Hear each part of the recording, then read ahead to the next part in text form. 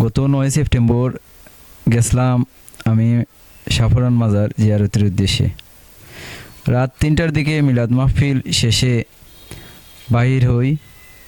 বারানির পরে আমি কিছু মানুষ আইয়া আমরারে আক্রমণ কইরা মারধর কইরা টাকা পয়সা মোবাইল ফোন সব নিছে গে।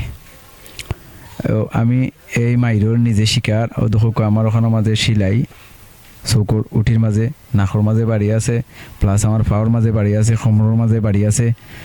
এটা সব জায়গায় দেখানো যাইতো না। তো আমরা চাইলাম যে একটু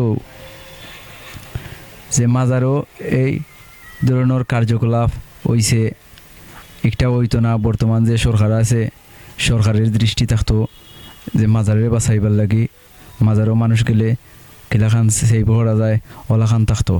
এটা আমরা জোর দাবি জানাচ্ছি বর্তমান সরকারকে।